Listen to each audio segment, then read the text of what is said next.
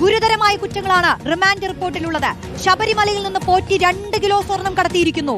ഇതിന് ദേവസ്വം ഉദ്യോഗസ്ഥർ സഹായിച്ചു. മുരാരി ബാബുവിനെതിരെയും റിമാൻഡ് റിപ്പോർട്ടിൽ ഗുരുതര പരാമർശങ്ങളുണ്ട്. ചെമ്പുതകിടുകൾ എന്നെഴുതി വസ്തുതാവിരുദ്ധമായി റിപ്പോർട്ടുണ്ടാക്കി. പോറ്റിക്ക് സ്വർണം ലഭിക്കാനിടയാക്കിയത് ദേവസ്വം സെക്രട്ടറിയുടെ മഹസർ എന്നും റിമാൻഡ് റിപ്പോർട്ടിൽ പറയുന്നു. ആർ റോഷിബാൽ ചേരുകയാണ്.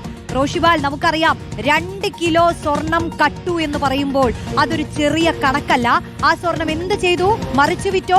മറ്റാർക്കെങ്കിലും നൽകിയോ? അതിന്റെ പങ്ക് ആരൊക്കെ പറ്റി എന്നുള്ള വിശദ വിവരങ്ങളെല്ലാം വരേണ്ടതുണ്ട്. ഈ ഉണ്ണികൃഷ്ണൻ പോറ്റി നടത്തിയത്, ഈ പ്രവർത്തികൾ അത് ആചാര ലംഘനമാണെന്ന് പോലും റിമാൻഡ് റിപ്പോർട്ടിൽ പറയുന്നുണ്ട്.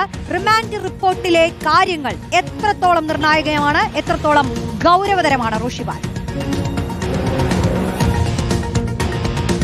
റോഷ്നി, ഇന്ന് പോലീസ് സംഘം കോടതിയിൽ സമർപ്പിച്ച കസ്റ്റഡി റിപ്പോർട്ടിലും റിമാൻഡ് റിപ്പോർട്ടിലുമൊക്കെ അതീവ ഗൗരവമുള്ള വിവരങ്ങളാണുള്ളത്. അന്വേഷണത്തിൽ അത് ദേവസ്വം വിജിലൻസ് കണ്ടെത്തിയ വിവരങ്ങൾ, അതിനപ്പുറത്തേക്ക് പ്രത്യേക അന്വേഷണ സംഘം നടത്തിയ അന്വേഷണത്തിൽ കണ്ടെത്തിയ പ്രധാനപ്പെട്ട വിവരങ്ങൾ, സ്വർണം അത് മോഷ്ടിക്കാൻ വേണ്ടി ദേവസ്വം ബോർഡിലെ ഉദ്യോഗസ്ഥന്മാർ സഹായിച്ചു എന്നാണ്.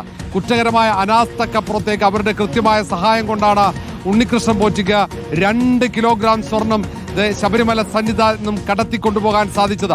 സ്വർണ്ണപ്പാളികളൊക്കെ ചെമ്പ് തകിടകളാണെന്ന് മഹസറിൽ രേഖപ്പെടുത്തിക്കൊണ്ട് ആ സ്വർണ്ണ തട്ടിപ്പിന് ഉദ്യോഗസ്ഥന്മാർ കൂട്ടുനിന്നു എന്ന തെളിവ് കൂടി ഈ റിമാൻഡ് റിപ്പോർട്ടിലും ഒപ്പം കസ്റ്റഡി റിപ്പോർട്ടിലുമുണ്ട്. കാരണം അവിടെ ദേവസ്വം സെക്രട്ടറി ഈ കാര്യം ഈ ദേവസ്വം ഉദ്യോഗസ്ഥന്മാർ പിന്തുടരാതെ സ്വന്തമായി തന്നെ സ്വന്തം ഉത്തരവാദിത്തത്തിൽ ഈ സ്വർണ്ണത്തകിട് അത് ചെമ്പ് തകിടെന്ന് എഴുതി ചേർത്തുകൊണ്ട് കൈകാര്യം ചെയ്യാൻ ഉണ്ണികൃഷ്ണൻ പോറ്റിക്ക് അനുവാദം നൽകി എന്നതാണ് ഏറ്റവും പ്രധാനപ്പെട്ടത്. ആ ഒറ്റ കാരണം കൊണ്ട് തന്നെ സ്വർണം എളുപ്പത്തിൽ മോഷ്ടിക്കാൻ സൗകര്യമായി. അതിനപ്പുറത്തേക്ക് ദേവസ്വം ബോർഡിന്റെ ഈ കാര്യത്തിലുള്ള പങ്കും നിർണായകമാണ്. ഈ കാര്യങ്ങളൊക്കെ അക്കമിട്ട് നിരത്തുന്ന കസ്റ്റഡി റിപ്പോർട്ടുകളാണ് കൈമാറിയത്. ഈ സ്വർണം കണ്ടെത്താൻ വേണ്ടിയാണ് കസ്റ്റഡി ആവശ്യം കോടതിക്ക് മുന്നിൽ അന്വേഷണ സംഘം വെച്ചത്. അത് ബംഗളൂരു, ഹൈദരാബാദ്, ചെന്നൈ അടക്കമുള്ള സ്ഥലങ്ങളിലാണ്. അതുകൊണ്ട് ഏറ്റവും പ്രധാനപ്പെട്ട വിവരങ്ങൾ അടങ്ങുന്നതാണ് കണ്ടെത്തലുകൾ. പ്രധാനപ്പെട്ട കണ്ടെത്തലുകളുണ്ട്. ഇത് സംബന്ധിച്ച് ഇനി തൊണ്ടികൾ കണ്ടെത്തേണ്ടിയിരിക്കുന്നു. അത് ഈ കേസിൽ ഏറ്റവും നിർണായകമാണ്. ഈ ഗൂഢാലോചനയിൽ പങ്കാളികളായ ഉദ്യോഗസ്ഥന്മാരിലേക്ക് കൂടി എത്തേണ്ടതുണ്ട്. അതുകൊണ്ട് തന്നെ ഈ റിമാൻഡ് റിപ്പോർട്ടും ആ കസ്റ്റഡി റിപ്പോർട്ടുമൊക്കെ അതീവ ഗൗരവമാണ്.